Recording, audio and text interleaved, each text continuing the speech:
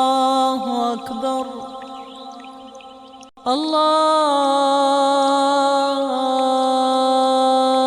الله أكبر. إن الحمد لله نحمده ونستعينه ونستغفره ونعوذ بالله من شرور أنفسنا ومن سيئات أعمالنا. من يهده الله فلا مضل له ومن يضلل فلا هادي له. أشهد أن لا إله إلا الله وحده لا شريك له وأشهد أن محمدًا عبده ورسوله. أما بعد فإن خير الحديث كتاب الله وخير الهدي هدي محمد صلى الله عليه وسلم وشر الأمور محدثاتها وكل محدثة بدعة وكل بدعة ضلالة وكل ضلالة في النار.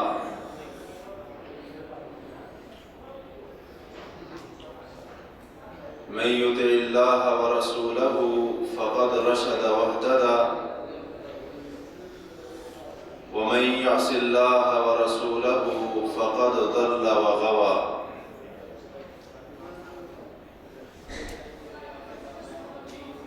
يا أيها الذين آمنوا اتقوا الله حق تقاته ولا تموتن إلا وأنتم مسلمون. يا أيها الناس اتقوا ربكم الذي خلقكم من نفس واحدة وخلق منها زوجها وبث منهما رجالا كثيرا ونساء.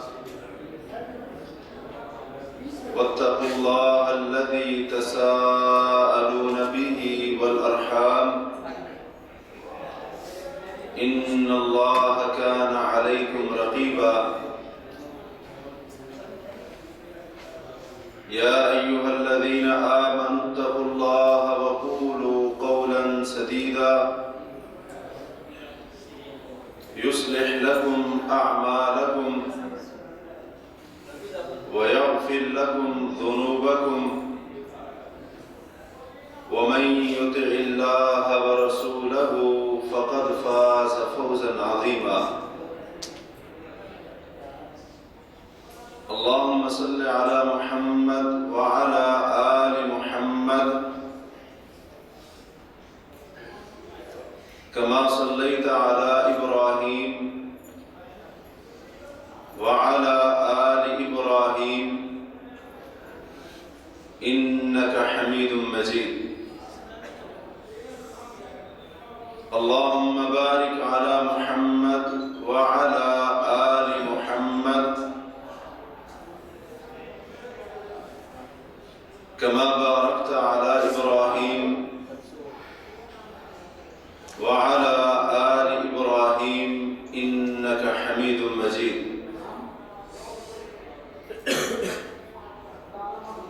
اللهم انفعنا بما علمتنا وعلمنا ما ينفعنا وزدنا علما.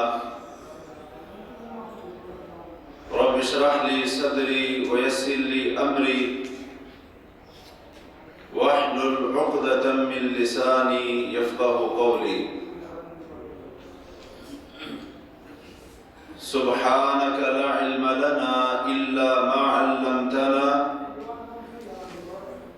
إنك أنت العليم الحكيم.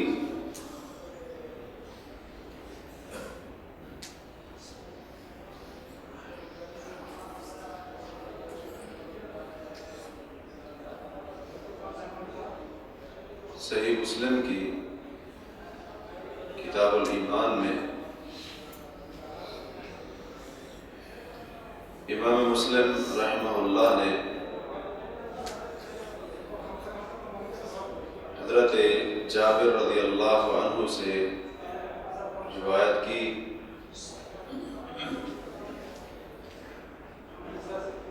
کہ ایک آدمی جس کا نام نعمان بن قوقل تھا،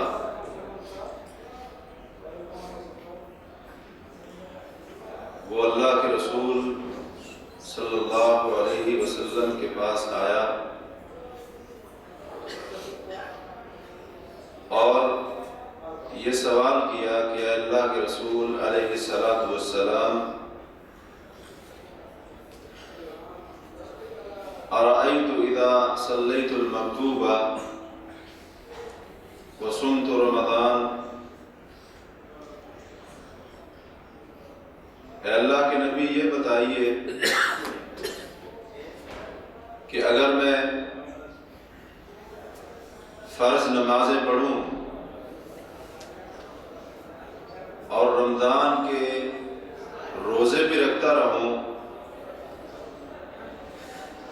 وحرمت الحرام، حرام کو حرام سمجھوں اور اس سے بچتا رہوں، وَأَحْلَلْتُ الْحَلَالَ، اور حلال کو اختیار کروں، دخلت الجنہ، میرا سوال یہ ہے کہ کیا یہ عمل کر کے میں جنت میں داخل ہو جاؤں گا، جنت میں چلا جاؤں گا؟ تو نبی صلی اللہ علیہ وسلم نے فرمایا ہاں، اگر تو یہ عمل کرتا رہا تو ان کے بدلے میں تو جنت میں داخل ہو جائے گا۔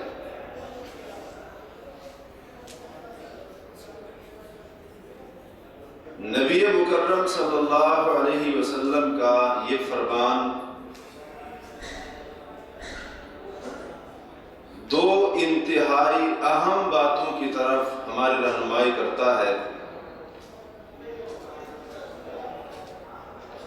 کہ جن دو اہم باتوں کے متعلق آج ہم غفلت اور کوتاہی کا شکار ہیں۔ سب سے پہلی بات تو اس حدیث سے ہمیں یہ معلوم ہوئی کہ کوئی بندہ بھی اس وقت تک جنت میں داخل ہو ہی نہیں سکتا جب تک اللہ کی فرض کردہ چیزوں کے اوپر عمل نہ کر لے۔ جو شخص فرائض کی پابندی کرنے والا نہیں، واجبات کے اندر کوتاہی برتنے والا ہے، عین ممکن ہے کہ رب کائنات اس کو جنت سے محروم کر دے۔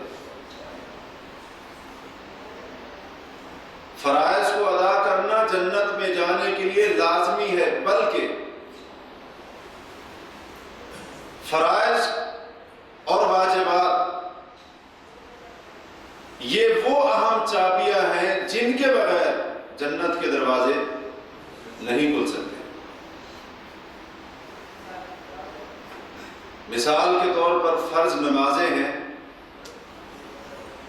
اب کوئی شخص فرض نمازوں کے اندر کوتاہی کر کے جنت میں جانے کی امید لگائے ہوئے ہو تو یہ اس کی خام خیالی ہے۔ فرض روزہ ہے، فرض زکوٰۃ ہے، اسی طرح اگر حج فرض ہو چکا ہے یا دیگر جتنے بھی فرائض اور واجبات ہیں، لوگوں کے حقوق کو ادا کرنا، ان میں بہت سارے حقوق پھر آ جاتے ہیں۔ تو نبی علیہ السلام کا یہ فرمان ہماری اس بات کی طرف رہنمائی کرتا ہے کہ جنت میں جانا ہے تو فرائض پر پابندی کرنی پڑے گی۔ فرائض پر پابندی لازمی ہے، فرائض اور واجبات کا پابند ہونا ضروری ہے، بلکہ بعض روایات کے اندر تو واضح طور پر جنت کے دروازوں کے کچھ نام آئے ہیں۔ جنت کے 8 8 دروازوں میں سے ایک دروازہ باب الصلاۃ بھی ہے، نماز کا دروازہ۔ جنت کے 8 دروازوں میں سے ایک باب الریان بھی ہے کہ جس سے قیامت کے دن صرف اور صرف کون داخل ہوں گے؟ کون داخل ہوں گے باب الریان سے؟ روزے دار، رمضان المبارک کے فرضی روزے رکھنے والے۔ اسی طرح دیگر دروازے بھی ہیں۔ اور دوسری بات جو اس حدیث سے ہمیں معلوم ہوئی وہ یہ ہے کہ جنت میں جانے کے لیے یہ بھی ضروری ہے کہ انسان حرام سے اپنے آپ کو بچائے، حرام سے اجتناب کرے، حرام سے اپنے آپ کو محفوظ رکھے۔ یہ جنت میں جانے کے لیے ایک انتہائی اہم پہلو ہے کہ جس کو آج ہم بالکل بھول چکے ہیں۔ حرام سے اجتناب کرنا، وہ حرام چیز چاہے اس کا تعلق کھانے سے ہو، اس کا تعلق پینے سے ہو، اس کا تعلق سننے سے ہو، اس کا تعلق دیکھنے سے ہو، جنت میں جانے کے لیے حرام سے بچنا ضروری ہے، اور اس کے بغیر کوئی چارہ نہیں۔ اور جو شخص ان فرائض کی تو پابندی کرتا ہے، نمازی بھی ہے، روزے دار بھی ہے، حج بھی کر لیے، عمرے بھی کر لیے، زکاتیں بھی دے لی، صدقے اور خیرات سب کچھ کیا، بڑی بڑی عبادات کی، اور اگر وہ حرام سے بچنے والا نہیں تو عین ممکن ہے اللہ تبارک و تعالی اس کو جنت سے محروم کر کے جہنم کی آگ کا ایندھن بنا دے۔ اور کئی ایسے لوگ ہوں گے قیامت کے دن کہ جن کے ساتھ یہی سلوک ہونے والا ہے۔ آج ہمارے درمیان حلال اور حرام کی تمیز بالکل ختم ہو چکی ہے۔ حرام اور حلال کے درمیان فرق مٹا دیے گئے، جبکہ یہ ایک اہم کڑی ہے جنت میں جانے کی، آخرت میں کامیابی حاصل کرنے کی، کہ جیسے ہم نے اپنے آپ کو فرائض کا پابند بنانا ہے، ویسے اپنے آپ کو حرام سے بھی بچانا ہے۔ بلکہ مسند احمد کی ایک حدیث سے تو پتہ چلتا ہے کہ جو بندہ صراط مستقیم پر چلنا چاہتا ہے دنیا میں،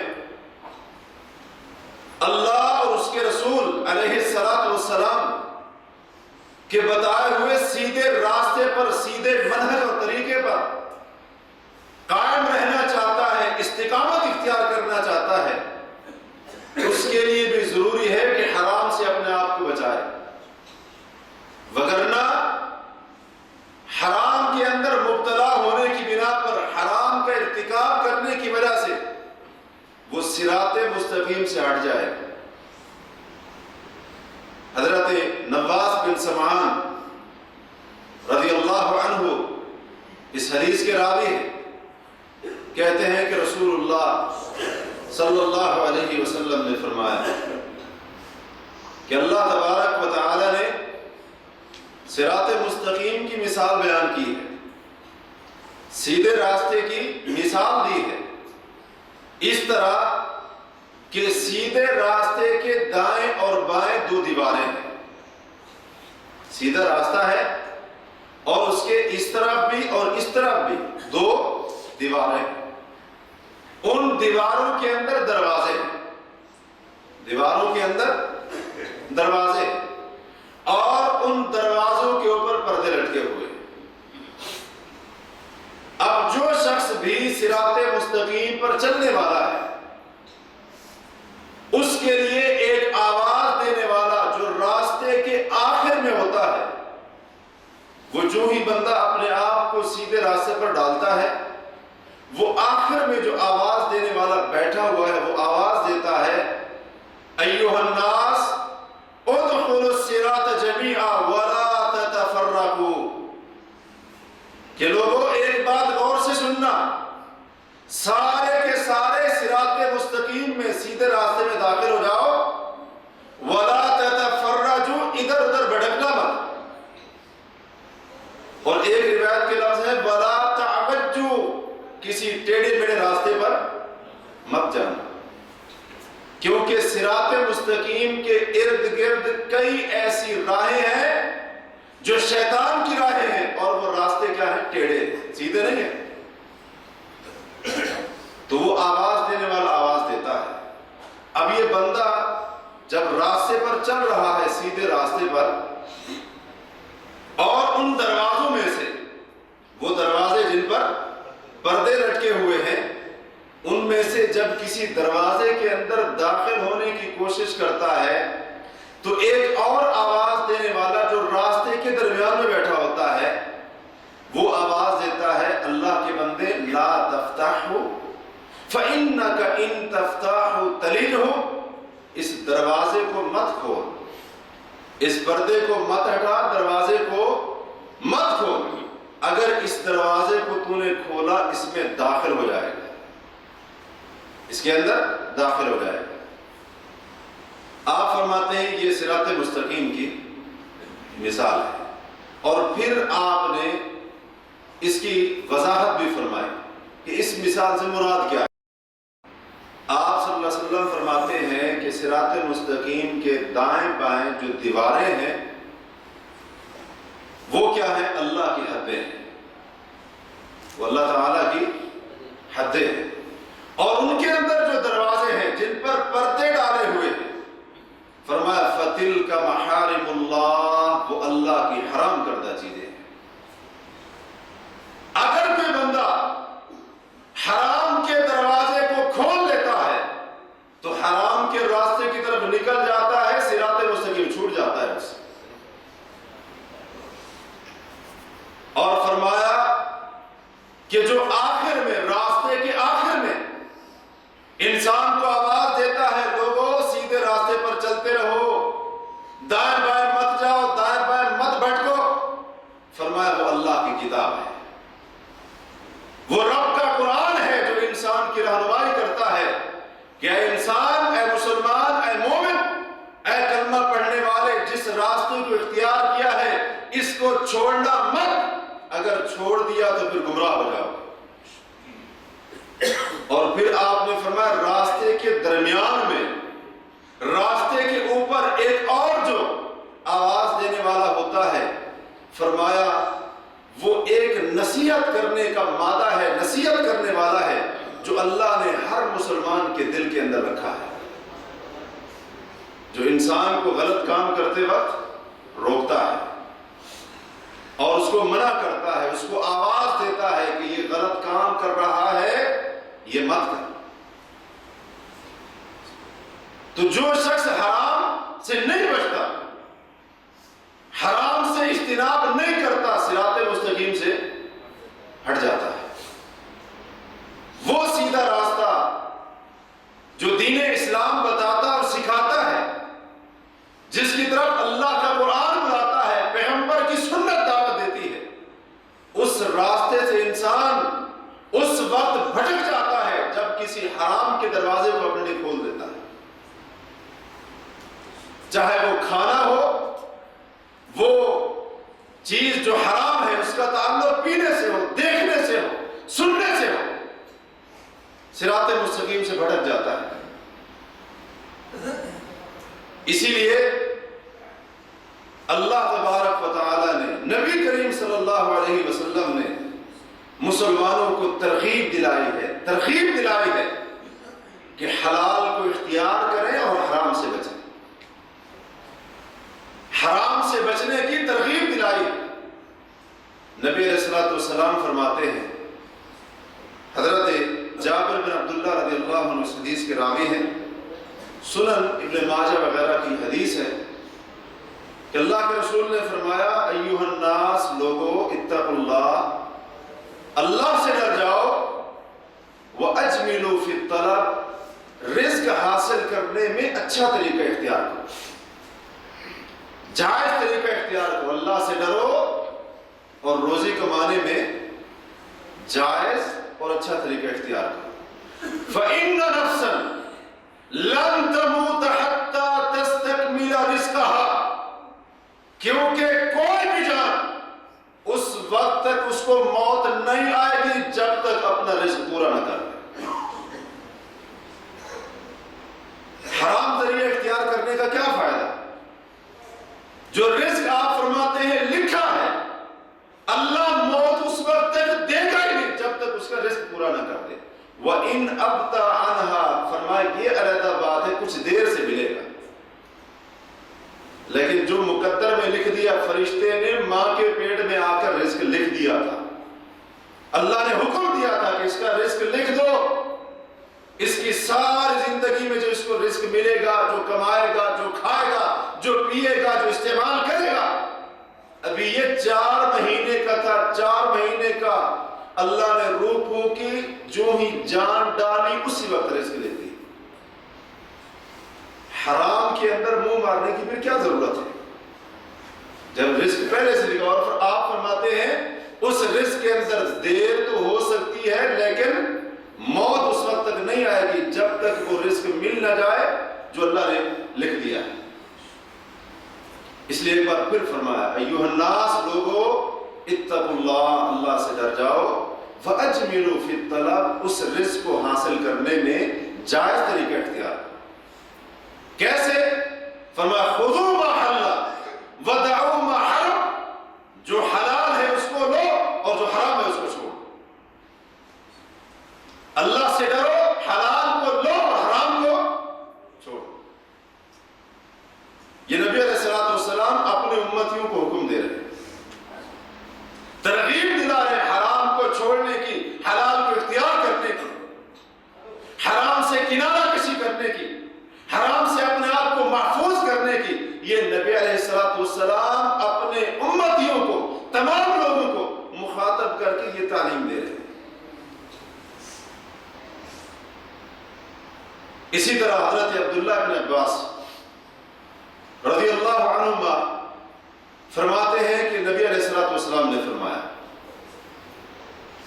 کہ ثمر الخمر حرام، شراب کی قیمت حرام ہے، اور ومہر البغی حرام، زانی عورت کی کمائی حرام ہے، وثمن الکلب حرام، اور کتے کی قیمت بھی،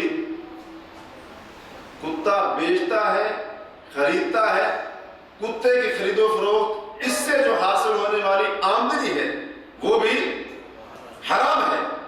والکوبۃ حرام، اور فرمایا ڈھول یہ بھی حرام ہے، یا اس ڈھول اور اس جیسے آلات سے حاصل ہونے والی کمائی یہ بھی حرام ہے.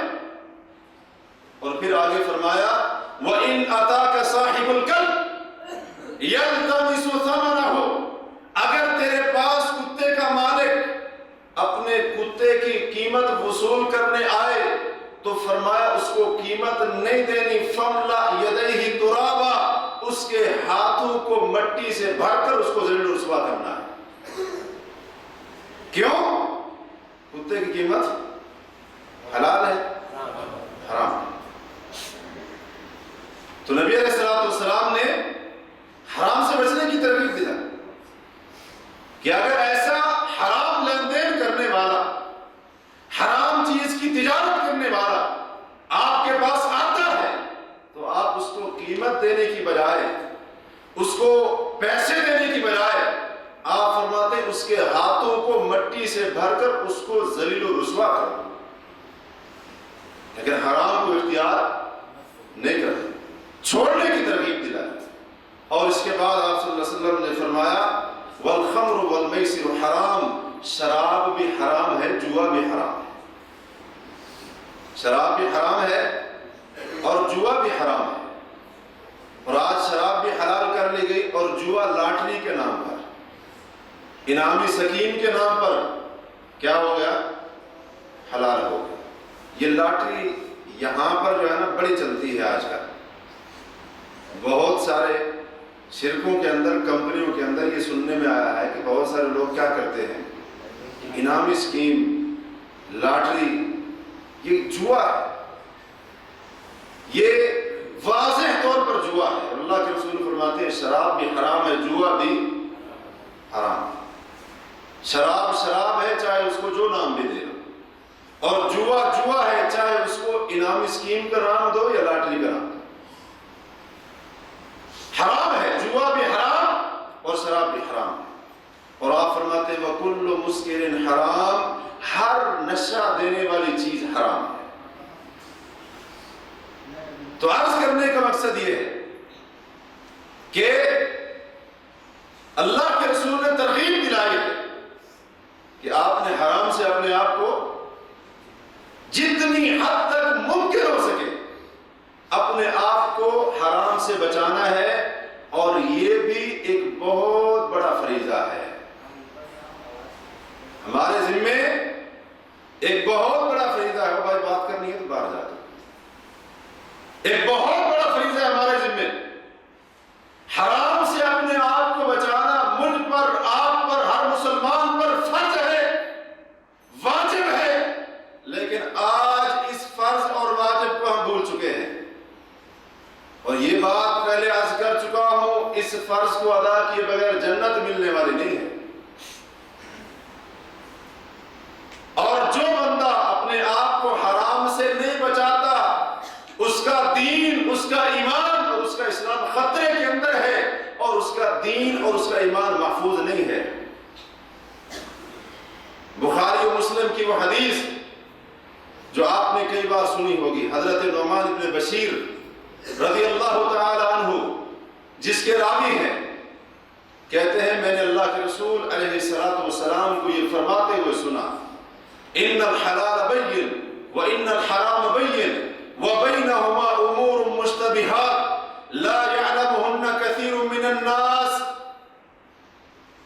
کہ بے شک حلال بھی واضح ہے، حرام بھی واضح ہے، اور حلال اور حرام کے درمیان کئی ایسی مشتبہ چیزیں ہوتی ہیں جن کا پتہ نہیں چلتا کہ یہ حلال ہے یا حرام ہے، اور اکثر لوگ ان کو نہیں جانتے، اکثر لوگ ان کو نہیں جانتے۔ اور آپ صلی اللہ علیہ وسلم فرماتے ہیں فَمَنِ اتَّقَى الشُّبُهَاتِ، جو بندہ ان مشتبہ چیزوں سے بچ گیا، یعنی جن کے حلال اور حرام ہونے کا پتہ نہیں چلتا، آپ فرماتے ہیں جو ان مشتبہ چیزوں سے بچ گیا، جس نے اپنے آپ کو ان چیزوں سے بچا لیا، فَقَدْ اسْتَبْرَأَ لِدِينِهِ وَعِرْضِهِ، اس نے اپنا دین بھی محفوظ کر لیا، عزت کو بھی بچا لیا۔ وَمَنْ وَقَعَ فِي الشُّبُهَاتِ، اور جو بندہ شبہات کے اندر، مشتبہ چیزوں کے اندر واقع ہو گیا، فرمایا وَقَعَ فِي الْحَرَامِ، وہ حرام کے اندر واقع ہو جائے گا۔ ایک وہ بندہ جو مشتبہ چیزوں سے اپنے آپ کو بچاتا ہے، آپ فرماتے ہیں اس نے اپنے دین کی بھی حفاظت کر لی، عزت کو بھی بچا لی۔ اسی طرح وہ بندہ جو اپنے آپ کو حرام سے بچاتا ہے، اس نے بھی اپنے دین کو بھی بچا لیا، عزت کو بھی۔ اور جو شخص مشتبہات سے، ان مشتبہ چیزوں سے نہیں بچتا، اس کا دین بھی محفوظ نہیں ہے، اس کی عزت بھی محفوظ نہیں ہے۔ اور اسی طرح وہ بندہ جو حرام سے نہیں بچتا، جو حرام سے نہیں بچتا، حرام سے اجتناب نہیں کرتا، اس بندے کا بھی دین بھی محفوظ نہیں ہے، عزت بھی محفوظ نہیں ہے۔ اس کا ایمان، اس کا دین اور اسلام خطرے کے اندر ہے۔ جو حرام کے اندر اور مشتبہ چیزوں اور کاموں کے اندر اپنے آپ کو مبتلا کر دیتا ہے، الجھا دیتا ہے اور ان چیزوں کے اندر داخل کر دیتا ہے۔ پھر آپ نے مثال دی، فرمایا اس کی مثال ایک چرواہے کی طرح ہے جو اپنی بکریاں ایک چراگاہ کے ارد گرد چراتا ہے۔ اب بکریاں کتنی دیر تک صبر کریں گے؟ ایک نہ ایک دن وہ کیا ہوگی؟ چراگاہ کے اندر داخل ہو کر اس چراگاہ کا نقصان کر دیں گی۔ اور فرمایا لوگوں، جس طرح بادشاہوں کی چراگاہیں ہوا کرتی ہیں پہلے زمانے میں، کیونکہ یہ جو عرب کا علاقہ ہے خاص طور پر، یہاں پر گھاس کی کمی ہوتی تھی، تو بادشاہ لوگ اس قسم کے جو لوگ ہوتے تھے وہ اپنے جانور گھوڑے وغیرہ ان کو چرانے کے لیے ایک چراگاہ ان کی خاص ہوتی تھی. رعایا کے جانور چرنے کی اجازت وہاں پر نہیں ہوتی تھی. کسی کو بھی اجازت نہیں ہوتی تھی کہ وہ اپنا جانور، اپنا اونٹ، گھوڑا، گائے، بکری جو بھی ہے اس کو اس چراگاہ کے اندر داخل کرے، اور یہ قابل مواخذہ جرم سمجھا جاتا ہے. فرمایا جیسے ہر بادشاہ کی ایک چراگاہ ہوتی ہے اسی طرح اللہ کی بھی ایک چراگاہ ہے. الا وان حم اللہ محارمہ، لوگوں اللہ کی جو چراگاہ ہے وہ اللہ کی حرام کردہ چیزیں. اگر مشتبہ چیزوں کے اندر اپنے آپ کو ملوث کرو گے تو ایک نہ ایک دن اللہ کی چراگاہ کے اندر یعنی اس کی حرام کردہ چیزوں کے اندر گھس بیٹھو گے، یعنی حرام کام کر بیٹھو. تو اس لیے عقل مند چرواہا وہی ہوتا ہے جس کو پتا ہے کہ یہ بادشاہ کی چراگاہ ہے تو اپنی بکری کو کیا کرے گا، وہ دور چرائے، قریب قریب نہیں چرائے. تو جو بندہ حرام سے نہیں بچتا اس کا دین محفوظ نہیں، اس کا دین خطرے سے خالی نہیں. یہ ایک بہت بڑا نقصان ہے حرام سے نہ بچنے کا، جس کو آج ہم محسوس نہیں کر پا رہے. دین خطرے کے اندر اور اس کی عزت بھی محفوظ نہیں، عزت بھی محفوظ نہیں. اور جو بندہ حرام سے نہیں بچتا اس کو یہ یاد رکھنا چاہیے کہ اس کا حرام سے نہ بچنا اس کی عبادت کی قبولیت کے اندر رکاوٹ بن سکتا ہے. حرام کاموں اور حرام چیزوں سے نہ بچنا اس کی عبادت کی قبولیت کے اندر رکاوٹ بن سکتا ہے. عین ممکن ہے کہ اس حرام کی وجہ سے، حرام کھانے کی وجہ سے، حرام پینے کی وجہ سے، حرام سننے کی وجہ سے، حرام دیکھنے کی وجہ سے، کوئی حرام کام کرنے کی وجہ سے اللہ اس کی عبادت قبول نہ کرے. عین ممکن ہے، بلکہ اس کے اوپر دلائل موجود ہے. سنن ترمذی وغیرہ کی، مسند احمد کی حدیث ہے، حضرت ابو ہریرہ رضی اللہ تعالی عنہ کو اللہ کے رسول صلی اللہ علیہ وسلم نے 5 باتوں کا حکم دیا. 5 باتوں کا کہ ابو ہریرہ رضی اللہ تعالی عنہ میں آپ کو یہ 5 باتیں سکھاتا ہوں، آپ ان پر عمل کرنا، یا کم از کم یہ باتیں اس کو سکھا دینا جو ان کے اوپر عمل کرے. پہلی بات یہی تھی اتق المحارم تکن اعبد الناس. اے ابو ہریرہ رضی اللہ عنہ حرام سے بچ جا، دنیا کے سارے لوگوں میں سب سے زیادہ اللہ کا عبادت گزار تو بن جائے. اگر تو چاہتا ہے کہ سب سے زیادہ میں اپنے رب کی عبادت کروں تو فرمایا حرام سے بچ جا، اللہ سب سے زیادہ تجھے اپنی عبادت کی توفیق نصیب کرے. لیکن اس کے لیے کیا کرنا پڑے گا؟ حرام سے بچنا پڑے گا، حرام سے بچنا پڑے گا. آج ہم کہتے ہیں کہ دعا کرو ہمیں بھی توفیق مل جائے، فلاں عبادت کی روزے آ رہے ہیں، ہم کہیں گے ساتھیوں کو دعا کرنا ہمیں بھی توفیق مل جائے. نماز کے بارے میں بھی کہتے ہیں دعا کرنا توفیق مل جائے. فلاں نیکی کا کام، ہاں دعا کرنا توفیق مل جائے. وہ عبادت کی توفیق کیوں نہیں ملتی؟ کیونکہ ہم حرام سے نہیں بچتے. کھانے پینے میں کوئی احتیاط نہیں، حلال حرام میں سب چل رہا ہے.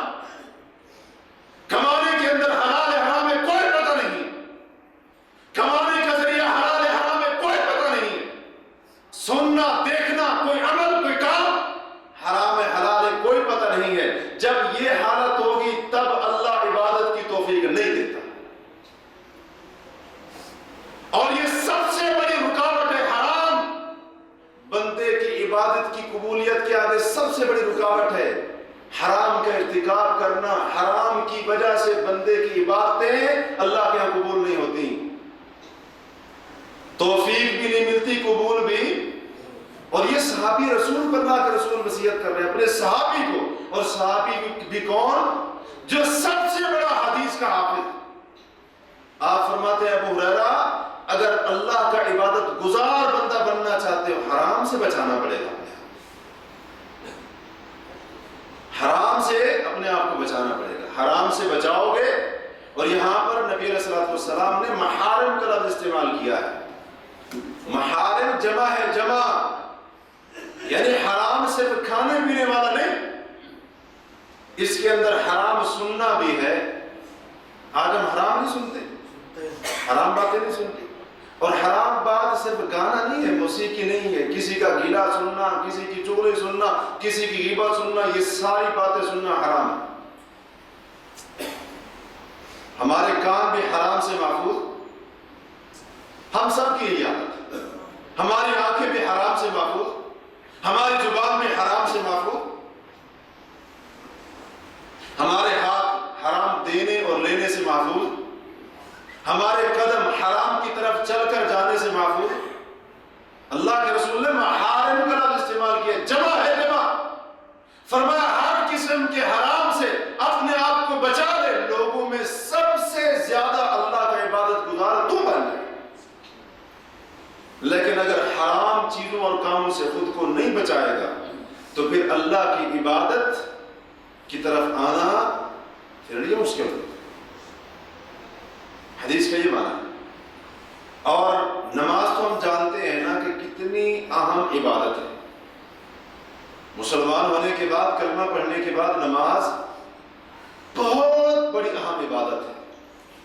اور نبی علیہ الصلوۃ والسلام کا تو یہ بھی فرمان ہے، آپ فرماتے ہیں کہ جس دین کے اندر رکوع نہیں ہے اس دین کے اندر کوئی بھی بھلائی نہیں، یعنی جس دین کے اندر نماز نہیں اس دین کے اندر کوئی خیر اللہ نہیں رکھی۔ اور یہ نماز دین کا ستون ہے۔ آپ کئی بار نماز کی اہمیت کے اوپر، فضیلت کے اوپر، مقام کے اوپر مختلف مشائخ سے، علماء کرام سے درس سنتے رہتے ہیں۔ نماز جیسا عظیم عمل بھی اسی حرام کی وجہ سے قبول نہیں ہوتا، اور اس کے اجر و ثواب کے اندر کمی آ جاتی ہے۔ بندہ حرام کا ارتکاب کرنے کی وجہ سے نماز جیسی عظیم عبادت کے اجر و ثواب سے محروم کر دیا جاتا ہے۔ وہ کیسے؟ حضرت عبداللہ بن عباس رضی اللہ عنہما روایت کرتے ہیں، اور یہ روایت امام ابو داؤد رحمہ اللہ اپنی سنن کے اندر لائے ہیں۔ حدیث صحیح ہے۔ فرماتے ہیں کہ اللہ کے رسول صلی اللہ علیہ وسلم نے فرمایا کل مخمر خمر، کہ ہر عقل پر پردہ ڈالنے والی چیز شراب ہے۔ جو بھی چیز عقل کو خراب کر دیتی ہے، عقل میں فطور اور بگاڑ اور فساد پیدا کرتی ہے، جس چیز کے استعمال کرنے سے انسان کی عقل ٹھکانے نہیں رہتی، آپ فرماتے ہیں وہ شراب ہے، وہ شراب کے حکم میں داخل ہے۔ اور وَكُلُّ مُسْكِرٍ حرام، اور ہر نشہ آور چیز حرام ہے۔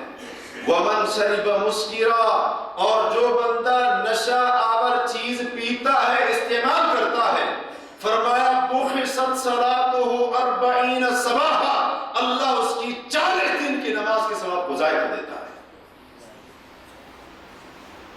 نشہ آور چیز استعمال کرنا پہلے کیا فرمایا؟ حرام ہے، اور پھر فرمایا جو بندہ کوئی حرام کردہ چیز پیتا ہے، استعمال کرتا ہے، تو اللہ تعالیٰ اس کی 40 دن کی نمازوں کا ثواب کیا کرتا ہے؟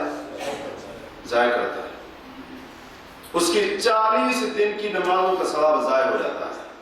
کتنی نمازیں بنتی ہیں؟ 200 نمازیں بنتی ہیں۔ 200 نمازیں پڑھتا بھی رہے پھر بھی ضائع ہو جاتا ہے۔ اور پھر آپ نے فرمایا اگر دوسری بار کرتا ہے تو اللہ پھر ایسے کرتا ہے، یعنی ایک بار اگر پیتا ہے، ایک بار، یعنی کہ 24 گھنٹے لگا رہے تو تب جا کر ایسے ہوگا، نہیں، ایک بار نشہ آور چیز پیتا ہے، استعمال کرتا ہے، 40 دن کی نماز کا ثواب اللہ ضائع کر دیتا ہے۔ دوسری بار اگر پیتا ہے تو فرمایا پھر اللہ تعالیٰ 40 دن اور کی نمازوں کو کیا کرتا ہے؟ ثواب کو ضائع کر دیتا ہے۔ تیسری مرتبہ اگر استعمال کرتا ہے، پیتا ہے، تو فرمایا مزید 40 دنوں کی نماز کا جو ثواب کو اللہ ضائع کر دیتا ہے۔ لیکن اگر ایک بار، دو بار، تین بار یہ پیتا ہے تو یہ اس کو کیا ملتی ہے؟ سزا ملتی ہے۔ اصل میں تو یہ سزا ہے لیکن محسوس نہیں ہوتی نا، کیونکہ دنیا کے اندر اس کا کوئی ظاہری اثر نہیں ہوتا۔ اور اس سزا کا جو اصل انجام انسان کو پتہ چلے گا وہ کب چلے گا؟ قیامت کے دن۔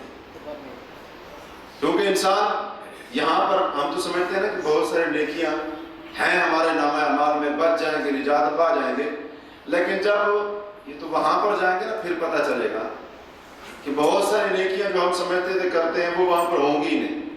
اللہ تعالیٰ ہمیں محفوظ رکھے ویسے اس چیز سے، لیکن ایسے کئی لوگوں کو ہوں گے۔ تو 3 بار آپ نے فرمایا اگر ایسے کرتا ہے تو اللہ اس کی 40 دنوں کی نمازوں کے ثواب کو ضائع کر دیتا ہے۔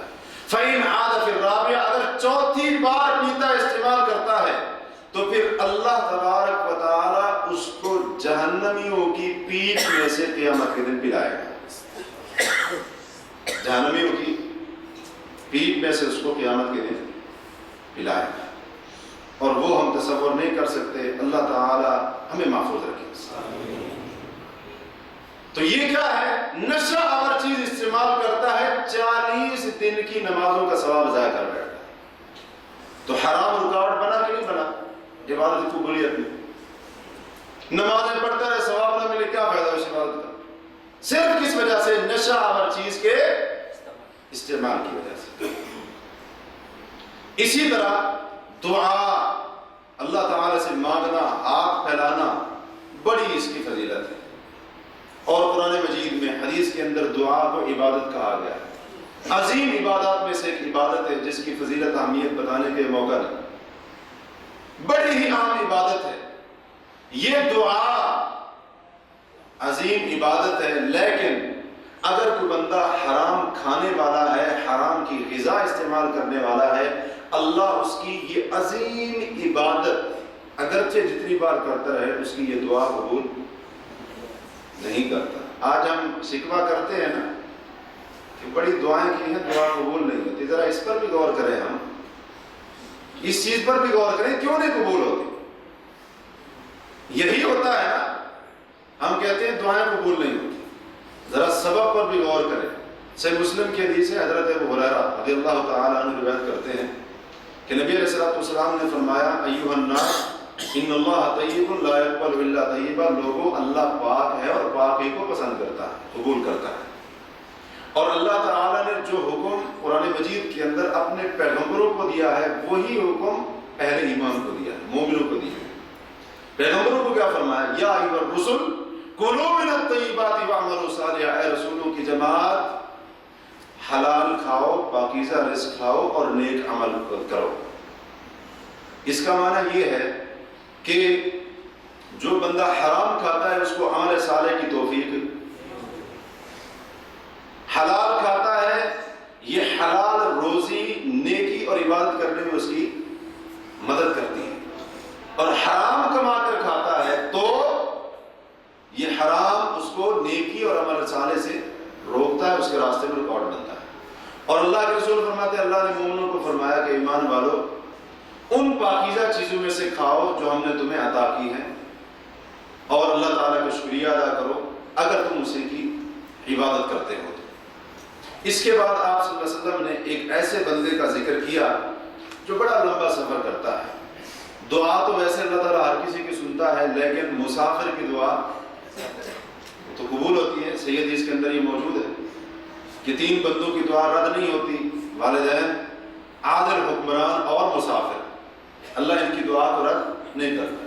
ایک اور روایت کے اندر مظلوم کی دعا یا بددعا کا ذکر بھی ہے، تو اللہ ان لوگوں کی دعا کو رد نہیں کرتا، تو مسافر اس کی دعا اللہ تعالیٰ قبول کرتا ہے۔ تو آپ صلی اللہ علیہ وسلم نے ایک بندے کا ذکر کیا، بڑا لمبا سفر کرتا ہے۔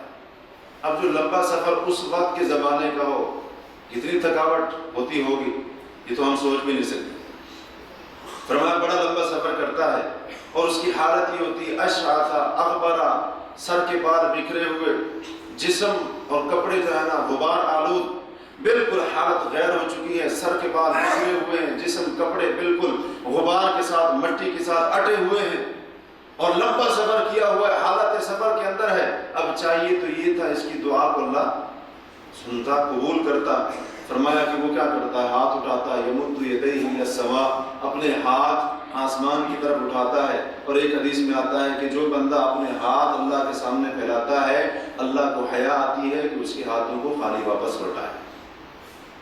سفر بھی ہے اور حالت کیا ہے، تھکا ہوا، بالکل بال بکھرے ہوئے، حالت غیر ہو چکی ہے، اور اس قسم کا بندہ اگر مجھ سے اور آپ سے کوئی چیز آ کر مانگے تو ترس کریں گے، رحم کریں گے، یار اجنبی ہے، اتنا سفر کر کے آئے تو کچھ نہ کچھ کیا ہے کرنا چاہیے۔ تو وہ اللہ تعالیٰ جس کی مثال نہیں ہے، وہ ارحم الراحمین، تو اللہ تبارک و تعالیٰ تو ایسی حالت کے اندر بندے پر اور بھی زیادہ رحم کرتا ہے۔ دوسری وجہ یہ تھی کہ اللہ اس کی دعا قبول کرتا۔ تیسری وجہ کہ کیا کرتا ہے، ہاتھوں کو پھیلاتا ہے، اور علماء نے کہا چوتھی وجہ کہتا ہے یا ربی یا ربی، اے میرے رب اے میرے رب۔ پکارتا بھی کس کو ایسے، اللہ کو، اور اللہ کے بعد ادعونی استجب لکم، مجھے پکارو تو صحیح میں تمہاری پکار کا جواب دوں۔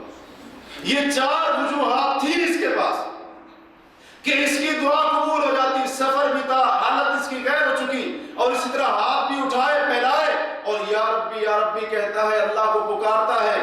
یہ چار وجوہات تھیں دعا کی قبولیت کی، لیکن اللہ کے رسول صلی اللہ علیہ وسلم فرماتے ہیں وَمَطْعَمُهُ حَرَامٌ وَمَشْرَبُهُ حَرَامٌ وَمَلْبَسُهُ حَرَامٌ وَغُذِّيَ بِالْحَرَامِ، اس کا کھانا حرام کا، اس کا پینا حرام کا، اس کے جسم پر تن پر لباس جو پہنا وہ بھی حرام کا، اور اس کے جسم کے اندر جو غذا ہے وہ بھی حرام کی۔ فَأَنَّا يُسْتَجَابُ لِذَلِكَ، اللہ اس کی دعا کیسے قبول کرے؟ اللہ اس کی دعا کو، چار وجوہات تھی، چار وجوہات کہ جس کی بنا پر اس کی دعا قبول ہونی چاہیے تھی، لیکن کیوں نہیں ہوئی؟ کھانا بھی حرام کا، پینا بھی حرام کا، لباس بھی حرام کا، اور غذا بھی حرام کا۔ تو جب بندہ حرام کھاتا ہے، استعمال کرتا ہے، حرام کا ارتکاب کرتا ہے، حرام کو خود حرام سے اپنے آپ کو نہیں بچاتا، اللہ اس کی دعا جیسی عظیم عبادت کو بھی قبول نہیں کرتا۔ اور صدقہ کرنا، اللہ کے راستے میں خرچ کرنا، یہ بھی کیا ہے، ایک عظیم عبادت ہے۔ حتیٰ کہ یہی صدقہ انسان اور جہنم کی آگ کے آگے قیامت کے دن ڈھال بن جائے۔ صدقہ اللہ کے راستے میں جو مال دیا گیا خالص اللہ کی رضا کے لیے، اور یہی صدقہ قیامت کے دن اس مومن کے اوپر حشر کے میدان میں سایہ کرے گا جو مومن دنیا کے اندر صدقہ کرتا ہوگا۔ جب کسی چیز کا سایہ، یہی صدقہ کیا کرے گا، سایہ بن جائے گا اس کے۔ بڑی فضیلت ہے صدقے کی، اللہ کے راستے میں دینے بڑا مقام ہے، بڑی عظیم عبادت ہے صدقہ کرنا، خیرات کرنا، اللہ کے راستے میں خرچ کرنا۔ لیکن اگر یہی صدقے جیسی عظیم عبادت بھی حرام مال میں سے کی جائے تو اللہ قبول نہیں کرتا۔ صحیح مسلم کی حدیث ہے، حضرت عبداللہ بن عمر رضی اللہ عنہما اس کے راوی ہیں کہ اللہ کے نبی صلی اللہ علیہ وسلم نے فرمایا لا يقبل اللہ صلاۃ بغیر طہور، کوئی بھی نماز اللہ تعالیٰ بغیر وضو کے قبول، وہ فرض نماز ہو، وہ نفل ہو، وہ سنت مؤکدہ ہو، وہ سنت غیر مؤکدہ ہو، وہ تہجد کی نماز ہو، وتر کی نماز ہو، جنازے کی نماز ہو، عید کی نماز ہو، اور اسی طرح چاند سورج گرہن کی نماز ہو، جو بھی نماز ہو، اللہ کوئی بھی نماز بغیر وضو کے قبول۔ یہ علیحدہ بات ہے، اگر پانی نہیں مل رہا تو تب کیا کرنا ہے، تیمم کرنا۔ اگر پانی ہے پھر بھی وضو نہیں کیا تو اللہ تعالیٰ اس بندے کی نماز قبول۔ نماز کے درست ہونے کے لیے وضو کا صحیح ہونا شرط ہے، کوئی بھی نماز اللہ بغیر وضو کے قبول نہیں کرتا۔ اور فرمایا وَلَا صَدَقَةً مِّن غُلُولٍ، اور خیانت سے حاصل کیے جانے والے مال میں سے کیا ہوا صدقہ بھی اللہ قبول نہیں کرتا۔ غلول کہتے ہیں خیانت کو، اصل میں غلول کہتے ہیں مال غنیمت میں سے چوری کرنا. مال غنیمت سمجھتے ہیں؟ جو مجاہدین کو میدان جنگ سے مال اکٹھا ہوتا تھا وہ ہوتا تھا مال غنیمت. اصل میں غلول ہوتا ہے کہ مال غنیمت کے تقسیم ہونے سے پہلے چوری چوری کچھ لے لینا، اٹھا لینا، اور پھر یہ خیانت کے اوپر بھی بولا جاتا ہے. تو خیانت کرنا، مال غنیمت میں سے چوری کرنا، یہ کیا ہے؟ حلال ہے کہ حرام ہے؟ حرام ہے. اور بعض آج ہمارے مسلمان میں، بعض کیا بلکہ اکثر کہوں، بات درست ہوگی، وہ خیانت کرنے کو اپنا حق سمجھتے ہیں. خیانت کرنے کو اپنا حق سمجھتے ہیں. کفیل کی خیانت کر دی، کہتے ہیں میرا حق ہے. شرکے کی خیانت کر دی، کمپنی کی، حق ہے میرا. تو خیانت کو آج حق کا نام دے دیا. بڑی عجیب حالات کے اندر ہم زندگی گزار رہے ہیں. فرمایا خیانت سے حاصل ہونے والا مال اگر اس میں سے صدقہ کیا گیا اللہ اس کو بھی قبول. حالانکہ عظیم عبادت ہے، صدقہ بڑی عظیم عبادت ہے، لیکن اگر چوری، دھوکے، فراڈ اور خیانت سے حاصل کیے جانے والے مال میں سے صدقہ کیا جائے گا تو اللہ کے قبول نہیں. اور اس کی مقدار کتنی زیادہ کیوں نہ ہو، اس کی مقدار کتنی زیادہ کیوں نہ ہو. یہ جو ایکٹر ہے نا، اداکار، آپ کا کیا خیال ہے؟ یہ صرف دنیا اکٹھی کر رہے؟ نہیں، یہ بڑے بڑے صدقے کرتے ہیں، بڑے بڑے صدقے کرتے ہیں، اور باقاعدہ انہوں نے ادارے کھولے ہوئے، این جی اوز کھولی ہوئی ہیں، اور اسی طرح سے کئی ادارے بنائے ہوئے ہیں. کوئی معذوروں کی خدمت کر رہا ہے، کوئی کیا کام کر رہا ہے، کوئی جو ہے نا کسی قسم کا رفاہی فلاحی کام کر رہا ہے. پیسے خرچ کر رہے ہیں، پیسے خرچ کر رہے ہیں. حتیٰ کہ آپ کو شاید یاد ہوگا کہ جب پاکستان کے اندر 2005 میں زلزلہ آیا تھا تو اس وقت وہاں کی اداکاراؤں نے، گلوکاروں نے بڑے بڑے جو ہے نا موسیقی کے گانے کے جو ہے نا پروگرام کیے تھے. کس لیے؟ زلزلہ زدگان کے لیے فنڈ اکٹھا کرنے کے لیے. اب جو مال حرام طریقے سے حاصل کر کے صدقہ کیا جا رہا ہے، اللہ قبول کرے گا؟ نہیں کرے گا. اسی طرح نبی علیہ الصلوۃ والسلام کی ایک اور حدیث ہے، آپ فرماتے ہیں کہ ومن جمع مالا حراما، جس بندے نے حرام مال جمع کیا، ثم تصدق به، پھر اس کا صدقہ کر دیا، لم یکن له فیہ اجر، تو اللہ کے رسول فرماتے ہیں اس کا کوئی اجر اس کو ملنے والا نہیں. وَكَانَ إِسْرُهُ عَلَيْهِ، بلکہ وہ الٹا اس کے لیے وبال جان بن جائے، الٹا اس کے لیے وبال جان بن جائے. اجر کی بجائے حرام مال میں سے کیا ہوا صدقہ وبال جان بن جائے گا. انسان کو مروائے گا، مصیبت کے اندر گرفتار کرائے گا قیامت کے دن. اسی طرح غلام کو آزاد کرنا بڑا عظیم عمل ہے. حتیٰ کہ نبی علیہ السلام نے یہاں تک فرمایا کہ جو بندہ کسی غلام کو خرید کر آزاد کرتا ہے تو اللہ تبارک و تعالی غلام کے ہر عضو کے بدلے میں اس کے عضو کو بھی جہنم کی آگ سے آزاد کر دیتا ہے. حتیٰ کہ اس غلام کی شرمگاہ کے بدلے میں اس کی شرمگاہ کو بھی جہنم کی آگ سے آزاد کر دیتا ہے. اتنا عظیم عمل، غلام کو خریدنا، اس کو آزاد کرنا، اللہ کے لیے اس کا راستہ چھوڑ دینا، پیسے لگا کر، قیمت خرچ کر کے اس کو آزاد کرنا، بڑا عظیم عمل ہے. لیکن اگر حرام مال کے ساتھ یہ عظیم عمل کیا گیا، غلام خرید کر آزاد کیے گئے، تو اس کا کوئی فائدہ. اسی طرح صلہ رحمی کرنا، رشتہ داروں کے ساتھ اچھا سلوک کرنا، اور ان کی ضرورت پوری کرنے کے لیے، ان کی مدد کرنے کے لیے، تعاون کرنے کے لیے پیسے خرچ کرنا، مال خرچ کرنا، دولت خرچ کرنا، بڑا ہی عظیم عمل ہے، بہت ہی فضیلت والا کام ہے اور بڑی عظیم عبادت ہے. لیکن اگر یہی کام حرام مال میں سے کیا گیا تو یہ عبادت عمل قبول ہونے والا نہیں. اللہ کے رسول صلی اللہ علیہ وسلم فرماتے ہیں، ابو داؤد وغیرہ کی یہ روایت ہے، آپ نے فرمایا من اکتسب مالا من مأثم، جس بندے نے گناہ کے ذریعے مال کمایا، یعنی غلط طریقے سے، وہی معنی حرام ذریعے سے مال حاصل کیا، فوصل به رحمہ، اور اس کے ساتھ صلہ رحمی کی، او یا تصدق به، یا اس کا صدقہ کیا، اور ایک روایت میں ہے اس سے غلام کو آزاد کیا، یا اس کو اللہ کے راستے میں خرچ کیا، تو آپ فرماتے ہیں جمع ذالک کلہ، یہ سارے کا سارا مال جو اس نے صلہ رحمی میں، صدقہ کرنے میں، اللہ کے راستے میں خرچ کرنے میں، غلاموں کو آزاد کرنے میں خرچ کیا تھا، فرمایا سارا مال جمع کر کے آپ فرماتے ہیں سب کو، اس کو بھی اس کے مال کو بھی، دونوں کو جہنم کی آگ کے اندر پھینک دے رہا ہے، سب کو اکٹھا کر کے جہنم کی آگ کے اندر پھینک دے رہا ہے۔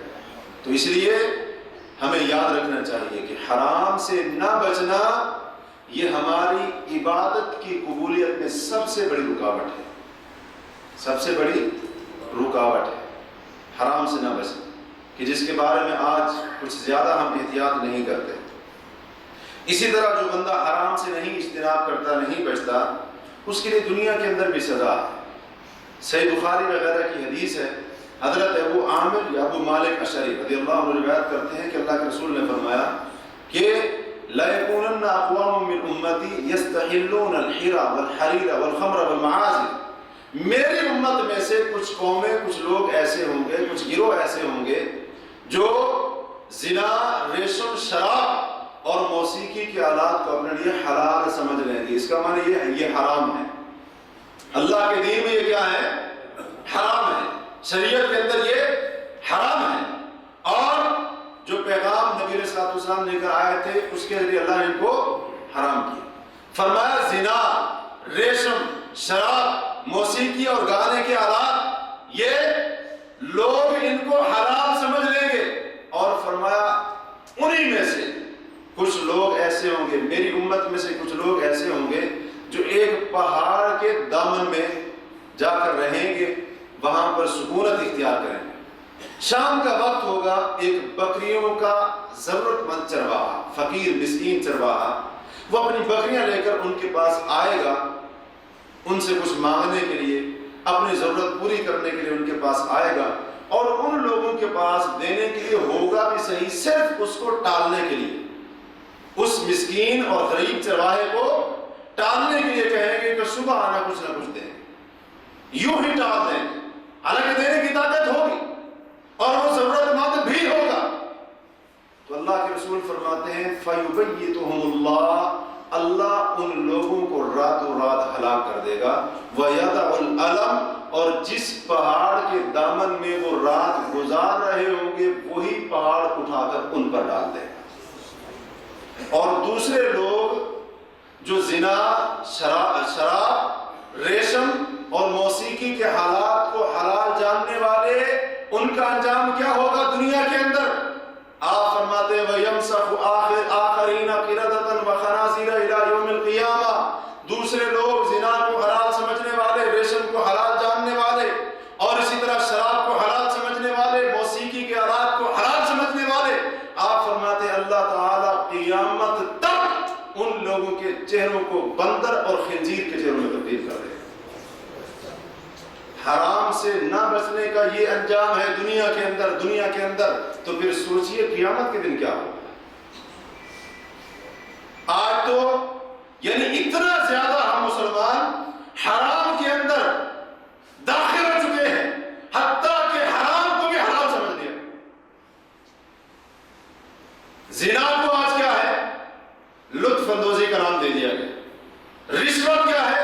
انعام کا نام دے دیا گیا، جھوٹ جو حرام ہے اس کو فن کا نام دے دیا گیا، سود جو حرام ہے اس کو کیا کہتے ہیں؟ یہ انٹرسٹ ہے، یہ فائدہ ہے، یہ نفع، یہ ایک قسم کی بچت، اور شراب اس کا نام بھی بدل دیا، حرام کو حلال سمجھ لیا۔ یہ دنیا کے اندر انجام ہے، اور قیامت کے دن کیا ہوگا؟ اور آپ صلی اللہ علیہ وسلم نے ایک اور حدیث کے اندر فرمایا کہ اس امت کے اندر خسف بھی ہوگا، مسخ بھی ہوگا، قذف بھی ہوگا۔ خسف کہتے ہیں زمین کا دھنسنا، مس کہتے ہیں چھتروں کا تبدیل ہونا، اور قذف کہتے ہیں آسمان سے پتھروں کا بارش برسنا. اور آپ فرماتے ہیں یہ اس وقت ہوگا اذا ظہرت القیام والمعازف، جب ناچنے گانے والی عورتیں جن کو آج لوگ سٹار کہتے ہیں، سپر سٹار، آپ نے فرمایا جب وہ ظاہر ہو جائیں گی اور جب موسیقی کا آلات ظاہر ہو جائیں گے، وَاسْتُحِلَّتِ الْخُمُورُ، اور جب شراب کو حلال سمجھ لیا جائے گا تو تب اس امت کے اوپر یہ عذاب آئیں گے، زمین کو دھنسایا جائے گا، شکلیں بدلیں گی اور آسمان سے پتھروں کی بارش برسے گی. یہ دنیا کے اندر سزا ہے حرام سے نہ بچنے کی. اور آخرت کے اندر کیا ہوگا؟ اللہ کے رسول نے حضرت کعب بن عجرہ رضی اللہ عنہ کو فرمایا تھا کہ اے کعب بن عجرہ، ایما دم ولحم نبتا من سخط، وہ خون اور وہ گوشت جو حرام کی کمائی سے پلے، آپ فرماتے ہیں وہ جنت کے اندر داخل نہیں ہوگا. وہ خون بھی، وہ گوشت بھی، وہ جسم کہ جس کی رگوں کے اندر حرام کی کمائی سے کھائے جانے والی غذا کا خون دوڑ رہا ہے، اور جس جسم کو پالا گیا ہے حرام کی کمائی کے ساتھ، آپ فرماتے ہو جنت میں داخل نہیں ہوگا. کانت النار اولی بہ، جہنم کی آگ کا ایسا جسم زیادہ حقدار ہوگا کہ اس کو جہنم کی آگ کے اندر جلایا جائے.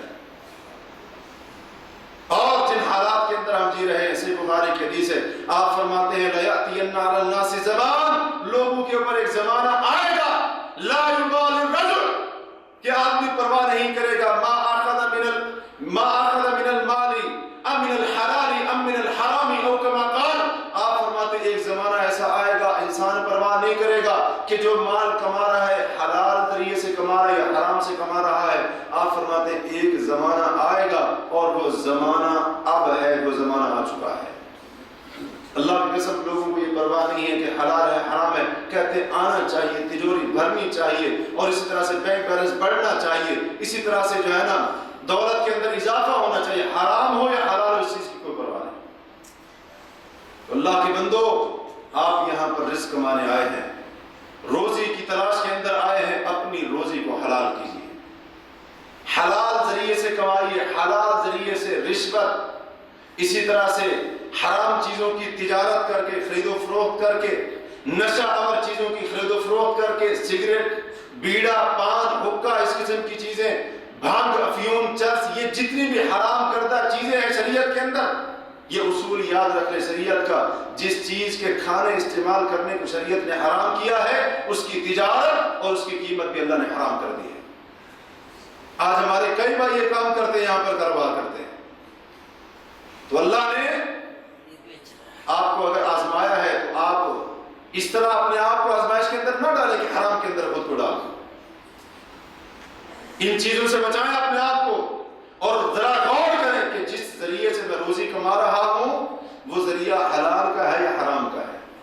ورکشاپ کے اندر گاہک کے ساتھ دو نمبری کر کے اپنی روزی کو حرام مت کریں. پارٹ کوئی اور دکھایا گاڑی کا، لگایا کوئی اور، قیمت کچھ اور اس کو بتائی اور لگایا کوئی اور. اور کئی لوگ ایسا کرتے ہیں کہ اگر کوئی کفیل کا سامان لینے جاتے ہیں تو بکالے والے سے، دکان والے سے کیا کرتے ہیں؟ مثلا سامان 80 ریال کا لیا ہے تو بل کتنے کا بنوائیں گے؟ وہ 20 کی طرح گئے. یہ حلال ہے.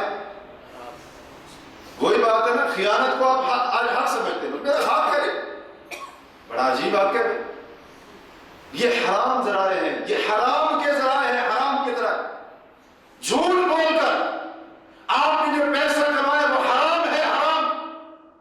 یہ باتیں ہمیں کب سمجھ آئیں؟ دھوکہ دے کر، کسی پر ظلم کر کے، کسی کے ساتھ فراڈ کر کے، اور کسی کے ساتھ خیانت کر کے جو کمائی آئے گی وہ روزی حلال کی نہیں ہے، وہ حرام کی روزی. اور ہم سن چکے ہیں کہ حرام کے کتنے بڑے بڑے نقصانات ہیں. اللہ کی قسم آج ہمارا دین بھی محفوظ نہیں، ہماری عزت بھی محفوظ نہیں. اس وجہ سے ہم آج پرواہ نہیں کرتے، حلال سے آئے حرام سے آئے ہم کہتے بس آنا چاہیے. وہ چوری کے ذریعے آئے یا ڈاکے کے ذریعے. تو اس لیے اپنے رزق کو حلال کریں، اور اپنے بیوی بچوں کا پیٹ اگر آپ پالتے ہیں، ان کی جائز ضرورت پوری کرتے ہیں تو ان کو حلال کھلائیں. ان کو آج ہم کہتے ہیں کہ اولاد نافرمان ہے، یہ جھگڑا ہو گیا گھر کے اندر، یہ فساد ہو گیا. اس کی جڑ یہی ہے کہ ہمارا رزق، ہماری روزی جب حلال نہیں ہوتی تو یہ سارے کے سارے مسائل پھر کھڑے ہو جاتے ہیں. تو اللہ تعالیٰ سے دعا ہے کہ اللہ وحدہ لا شریک ہمیں حلال کو اختیار کرنے کی اور حرام سے بچتے رہنے کی توفیق نصیب فرمائے. اللہ تبارک و تعالیٰ ہمیں تمام فرائض کا پابند بنائے اور اللہ وحدہ لا شریک سب سے پہلے مجھے اور اس کے بعد ہم سب کو اپنی ذمہ داریوں کا احساس کرنے کی توفیق عطا کرے. اللہ تعالیٰ ہمیں اپنے فرائض کا احساس کرنے کی توفیق عطا کرے. اللہ وحدہ لا شریک ہمیں ان لوگوں میں سے بنا دے جو اللہ کے محبوب اور پیارے بندے ہیں اور اللہ کے پسندیدہ لوگ ہیں, اور اللہ تعالیٰ ہمیں ان لوگوں میں سے نہ بنائے جو حرام کھانے والے یا حرام ذریعے سے کمانے والے ہیں. اللہ تعالیٰ ہمیں ان لوگوں میں سے نہ بنائے. اقول قولی ھذا واستغفر اللہ لی ولکم ولسائر المسلمین والمسلمات فاستغفروہ انہ هو. کوئی بھی نماز بغیر وضو کے قبول, یہ علیحدہ بات ہے. اگر پانی نہیں مل رہا تو تب کیا کرنا ہے؟ تیمم کرنا. اگر پانی ہے پھر بھی وضو نہیں کیا تو اللہ تعالیٰ اس بندے کی نماز قبول. نماز کے درست ہونے کے لیے وضو کا صحیح ہونا شرط ہے. کوئی بھی نماز اللہ بغیر وضو کے قبول نہیں کرتا. اور فرمایا وَلَا صَدَقَةً مِّن غُلُولٍ, اور خیانت سے حاصل کیے جانے والے مال میں سے کیا ہوا صدقہ بھی اللہ قبول نہیں کرتا. غلول کہتے ہیں خیانت کو. اصل میں غلول کہتے ہیں مال غنیمت میں سے چوری کرنا. مال غنیمت سمجھتے ہیں, جو مجاہدین کو میدان جنگ سے مال اکٹھا ہوتا تھا وہ ہوتا تھا مال غنیمت. اصل میں غلول ہوتا ہے کہ مال غنیمت کے تقسیم ہونے سے پہلے چوری چوری کچھ لے لینا, اٹھا لینا, اور پھر یہ خیانت کے اوپر بھی بولا جاتا ہے. تو خیانت کرنا, مال غنیمت میں سے چوری کرنا, یہ کیا ہے؟ حلال ہے کہ حرام ہے؟ حرام ہے. اور بعض آج ہمارے مسلمان میں, بعض کیا بلکہ اکثر کہوں, بات درست ہوگی, وہ خیانت کرنے کو اپنا حق سمجھتے ہیں. خیانت کرنے کو اپنا حق سمجھتے ہیں. کفیل کی خیانت کر دی, کہتے ہیں میرا حق ہے. شرکے کی خیانت کر دی, کمپنی کی, حق ہے میرا. تو خیانت کو آج حق کا نام دے دیا. بڑی عجیب حالات کے اندر ہم زندگی گزار رہے ہیں. فرمایا خیانت سے حاصل ہونے والا مال اگر اس میں سے صدقہ کیا گیا اللہ اس کو بھی قبول. حالانکہ عظیم عبادت ہے, صدقہ بڑی عظیم عبادت ہے, لیکن اگر چوری, دھوکے, فراڈ اور خیانت سے حاصل کیے جانے والے مال میں سے صدقہ کیا جائے گا تو اللہ کیا قبول نہیں. اور اس کی مقدار کتنی زیادہ کیوں نہ ہو, اس کی مقدار کتنی زیادہ کیوں نہ ہو. یہ جو ایکٹر ہے نا, اداکار, آپ کا کیا خیال ہے یہ سب دنیا اکٹھی کر رہے؟ نہیں, یہ بڑے بڑے صدقے کرتے ہیں, بڑے بڑے صدقے کرتے ہیں, اور باقاعدہ انہوں نے ادارے کھولے ہوئے, این جی اوز کھولی ہوئی ہیں, اور اسی طرح سے کئی ادارے بنائے ہوئے ہیں. کوئی معذوروں کی خدمت کر رہا ہے, کوئی کیا کام کر رہا ہے, کوئی جو ہے نا کسی قسم کا رفاہی فلاحی کام کر رہا ہے. پیسے خرچ کر رہے ہیں, پیسے خرچ کر رہے ہیں.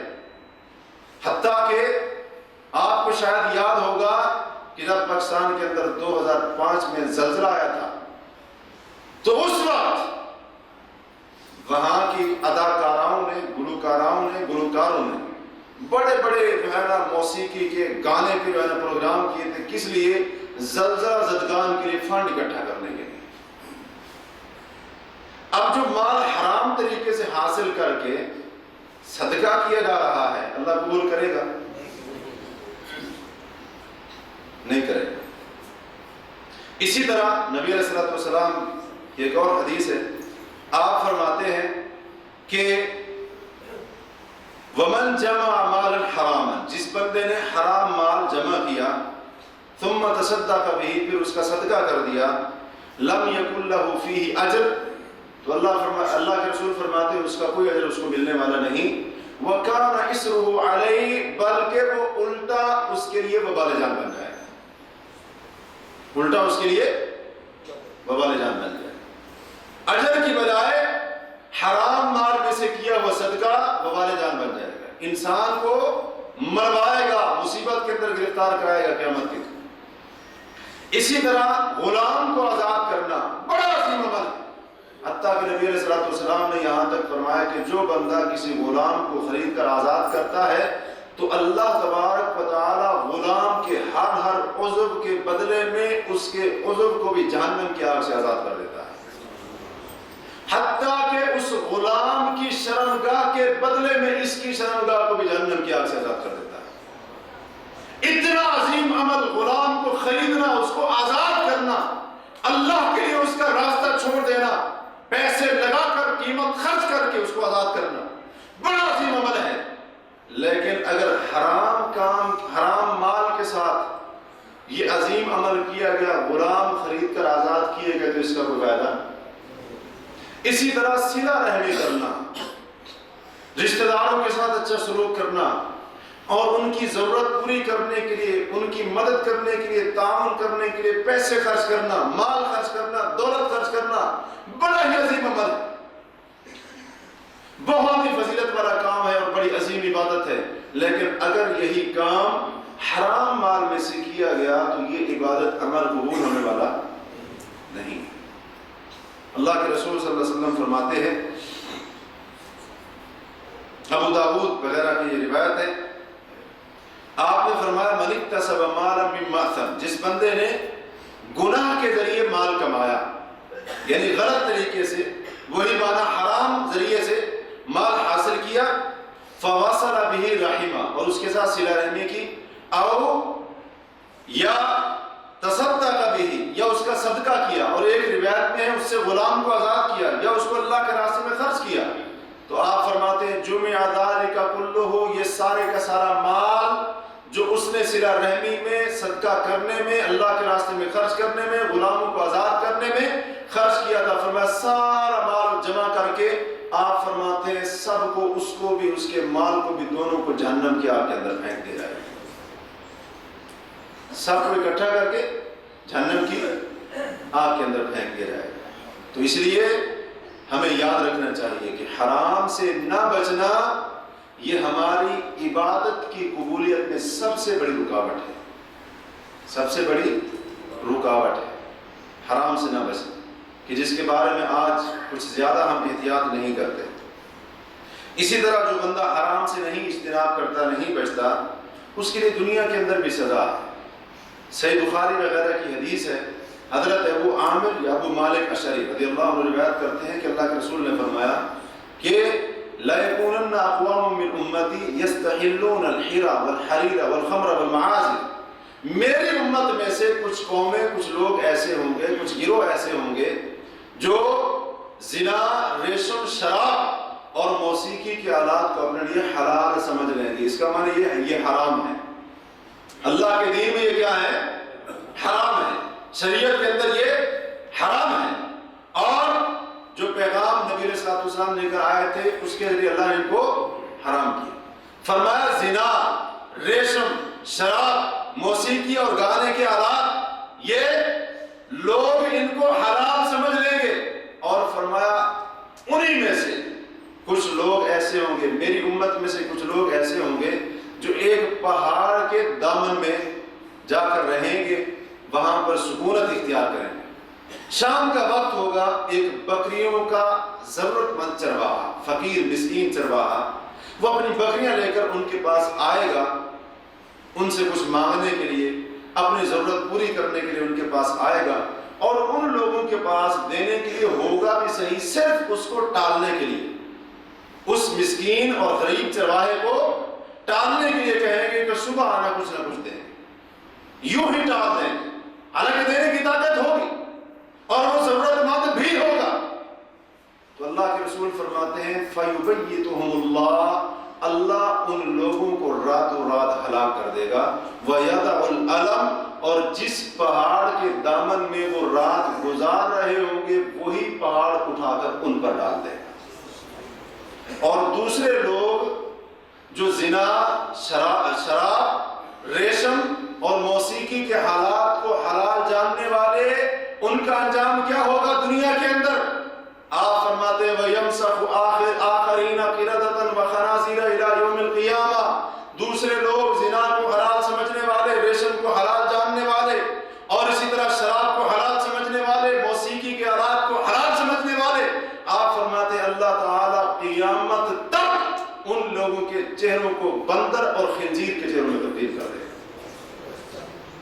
حرام سے نہ بچنے کا یہ انجام ہے دنیا کے اندر، تو پھر سوچئے قیامت کے دن کیا ہوگا۔ آج تو یعنی اتنا زیادہ ہم مسلمان حرام کے اندر داخل ہو چکے ہیں، حتیٰ کہ حرام کو بھی حلال سمجھ لیا۔ زنا کو آج کیا ہے؟ لطف اندوزی کا نام دے دیا گیا۔ رشوت کیا ہے؟ انعام کا نام دے دیا گیا۔ جھوٹ جو حرام ہے اس کو فن کا نام دے دیا گیا۔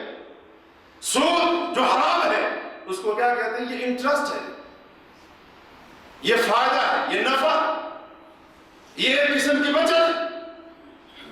اور شراب اس کا نام بھی بدل دیا، حرام کو حلال سمجھ لیا۔ یہ دنیا کے اندر انجام ہے، اور قیامت کے دن کیا ہوگا؟ اور آپ صلی اللہ علیہ وسلم نے ایک اور حدیث کے اندر فرمایا کہ اس امت کے اندر خسف بھی ہوگا، مسخ بھی ہوگا، قذف بھی ہوگا۔ خسف کہتے ہیں زمین کا دھنسنا، مسخ کہتے ہیں شکلوں کا تبدیل ہونا، اور قذف کہتے ہیں آسمان سے پتھروں کا بارش برسنا۔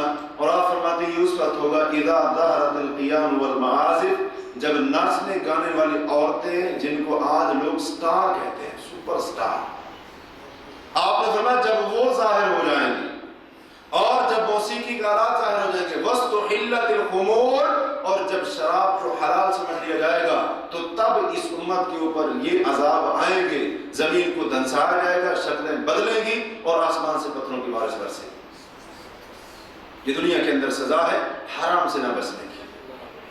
اور آخرت کے اندر کیا ہوگا؟ اللہ کے رسول نے حضرت کعب بن عجرہ رضی اللہ عنہ کو فرمایا تھا، کیا ہے کعب بن عجرہ، ایما دم ولحم نبتا من سخط، وہ خون اور وہ گوشت جو حرام کی کمائی سے پلے، آپ فرماتے ہیں وہ جنت کے اندر داخل نہیں ہوگا۔ وہ خون بھی، وہ گوشت بھی، وہ جسم کہ جس کی رگوں کے اندر حرام کی کمائی سے کھائے جانے والی غذا کا خون دوڑ رہا ہے، اور جس جسم کو پالا گیا ہے حرام کی کمائی کے ساتھ، آپ فرماتے ہو جنت میں داخل نہیں ہوگا۔ کانت النار اولی بہ، جہنم کی آگ کا ایسا جسم زیادہ حقدار ہوگا کہ اس کو جہنم کی آگ کے اندر جلایا جائے۔ اور جن حالات کے اندر ہم جی رہے ہیں، صحیح بخاری کی حدیث ہے، آپ فرماتے ہیں لَيَأْتِيَنَّ عَلَى النَّاسِ زَمَانٌ، لوگوں کے اوپر ایک زمانہ آئے گا، لا يُبَالِ الرَّجُلُ، کہ آدمی پرواہ نہیں کرے گا، ما أَخَذَ مِنَ الْمَالِ أَم مِنَ الْحَلَالِ أَم مِنَ الْحَرَامِ أَوْ كَمَا قَالَ، آپ فرماتے ہیں ایک زمانہ ایسا آئے گا انسان پرواہ نہیں کرے گا کہ جو مال کما رہا ہے حلال ذریعے سے کما رہا ہے یا حرام سے کما رہا ہے۔ آپ فرماتے ہیں ایک زمانہ آئے گا، اور وہ زمانہ اب ہے، وہ زمانہ آ چکا ہے۔ اللہ کی قسم لوگوں کو یہ پرواہ نہیں ہے کہ حلال ہے حرام ہے، کہتے ہیں آنا چاہیے، تجوری بھرنی چاہیے، اور اسی طرح سے بینک بیلنس بڑھنا چاہیے، اسی طرح سے جو ہے نا دولت کے اندر اضافہ ہونا چاہیے، حرام ہو یا حلال ہو اس چیز کی کوئی پرواہ نہیں۔ تو اللہ کے بندو، آپ یہاں پر رزق کمانے آئے ہیں، روزی کی تلاش کے اندر آئے ہیں، اپنی روزی کو حلال کیجیے، حلال ذریعے سے کمائیے، حلال ذریعے سے رشوت، اسی طرح سے حرام چیزوں کی تجارت کر کے، خرید و فروخت کر کے، نشہ آور چیزوں کی خرید و فروخت کر کے، سگریٹ، بیڑا، پان، حقہ، اس قسم کی چیزیں، بھانگ، افیون، چرس، یہ جتنی بھی حرام کردہ چیزیں ہیں شریعت کے اندر، یہ اصول یاد رکھ لیں شریعت کا، جس چیز کے کھانے استعمال کرنے کو شریعت نے حرام کیا ہے، اس کی تجارت اور اس کی قیمت بھی اللہ نے حرام کر دی ہے۔ آج ہمارے کئی بار یہ کام کرتے ہیں، یہاں پر کاروبار کرتے ہیں، تو اللہ نے آپ کو اگر آزمایا ہے تو آپ اس طرح اپنے آپ کو آزمائش کے اندر نہ ڈالیں کہ حرام کے اندر خود کو ڈال دیں۔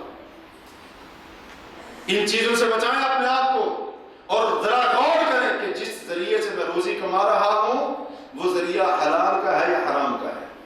ورکشاپ کے اندر گاہک کے ساتھ دو نمبری کر کے اپنی روزی کو حرام مت کریں۔ پارٹ کوئی اور دکھایا گاڑی کا، لگایا کوئی اور، قیمت کچھ اور اس کو بتائی اور لگایا کوئی اور کئی لوگ ایسا کرتے ہیں کہ اگر کوئی کفیل کا سامان لینے جاتے ہیں تو بکالے والے سے، دکان والے سے کیا کرتے ہیں،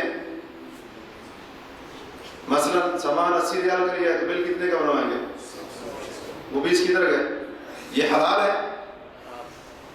وہی بات ہے نا، خیانت کو آپ آج حق سمجھتے ہیں، میرا حق کرے، بڑا عجیب واقعہ ہے۔ یہ حرام ذرائع ہیں، یہ حرام کے ذرائع ہیں، حرام کی طرح جھوٹ بول کر آپ نے جو پیسہ کمایا وہ حرام ہے، حرام۔ یہ باتیں ہمیں کب سمجھ آئیں؟ دھوکہ دے کر، کسی پر ظلم کر کے، کسی کے ساتھ فراڈ کر کے اور کسی کے ساتھ خیانت کر کے جو کمائی آئے گی وہ روزی حلال کی نہیں ہے، وہ حرام کی روزی۔ اور ہم سن چکے ہیں کہ حرام کے کتنے بڑے بڑے نقصانات ہیں۔ اللہ کی قسم آج ہمارا دین بھی محفوظ نہیں، ہماری عزت بھی محفوظ نہیں، اس وجہ سے ہم آج پرواہ نہیں کرتے، حلال سے ہے حرام سے ہے، ہم کہتے بس آنا چاہیے، وہ چوری کے ذریعے آئے یا ڈاکے کے ذریعے۔ تو اس لیے اپنے رزق کو حلال کریں اور اپنے بیوی بچوں کا پیٹ اگر آپ پالتے ہیں، ان کی جائز ضرورت پوری کرتے ہیں تو ان کو حلال کھلائیں۔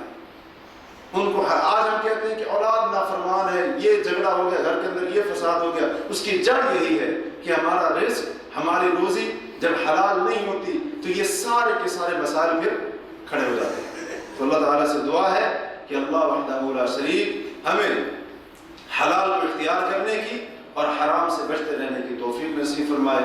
اللہ تبارک و تعالیٰ ہمیں تمام فرائض کا پابند بنائے، اور اللہ وحدہ لا شریک سب سے پہلے مجھے اور اس کے بعد ہم سب کو اپنی ذمہ داریوں کا احساس کرنے کی توفیق عطا کرے۔ اللہ تعالیٰ ہمیں اپنے فرائض کا احساس کرنے کی توفیق عطا کرے۔